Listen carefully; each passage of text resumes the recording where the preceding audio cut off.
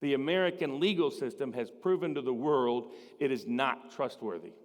The American government has proven to the world it is not trustworthy to secure your freedom, to secure your liberty, or to secure your property. And those things are all combined, because what freedom can you have if you can't eat? What freedom can you have if you can't pay the utility bill? What freedom can you have if you're on a social credit score that said, that was the wrong tweet, Mr. Jones. It's time that you not be allowed to buy that pizza tonight. That is precisely the way the control grid is going and moving. It is not a coincidence that this administration, the Biden administration, is simultaneously waging a war on crypto and Bitcoin through the various attacks it has made in a range of legal spaces, trying to call it a security, trying to call it a commodity, trying to say someone like Roger Ver. Here's someone who left the United States, Mr. Bitcoin Jesus, as he's colloquially called. He is someone who is not a U.S. citizen, or hasn't been now, for more than a decade.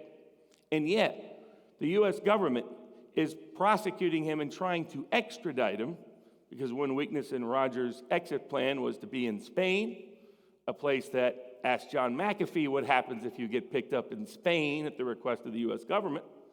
You might end up Epstein. And the net effect of it is that's where Roger Ver faces today, even though they're saying he didn't pay tax on something that's not even constitutional income. You're seeing Elizabeth Warren and other people under the guise that they're promoting a wealth tax. They're really promoting the ability to completely control your life through the taxation system. It is an attempt to tax property. And if you have any doubts about this, understand the IRS in the 1930s, when testifying before Congress, said people should be glad about what we don't yet tax, because they were proposing that Congress make clear that when you do your own work in your own home, when you cook your own food, that you should be taxed the labor value you've contributed to yourself. This is an effort to tax people merely for existing.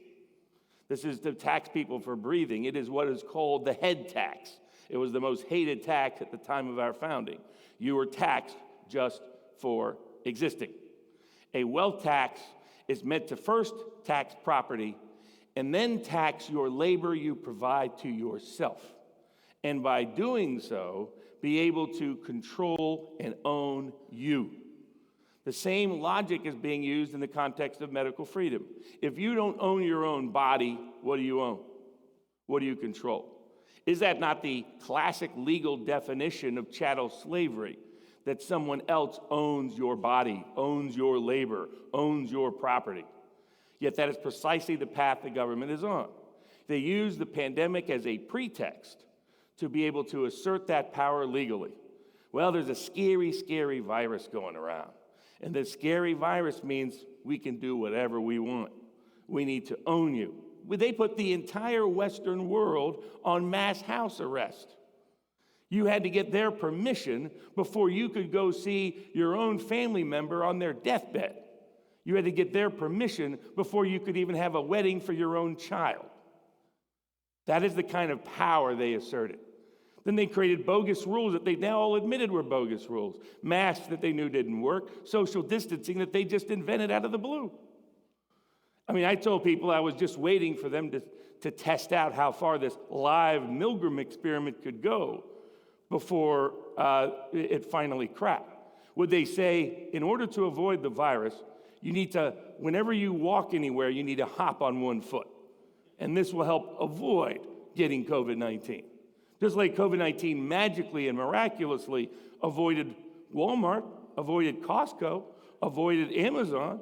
But by the way, if you owned your own little shop, or if you had been part of, say, 5 generations that owned a restaurant in New York City, by golly, that virus knew exactly to attack those locations.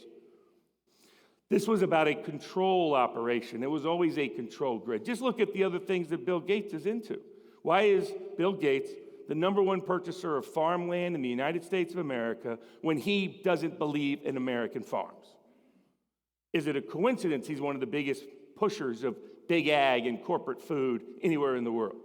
Is it a coincidence he's the guy pushing Beyond Meat, otherwise known as not meat, in order for you to have to be as part of your daily diet. That Z will eat Z bugs and like it.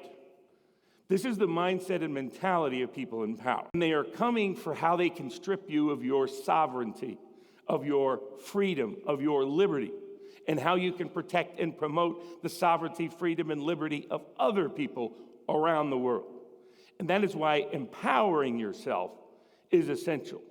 Do freedom planning now.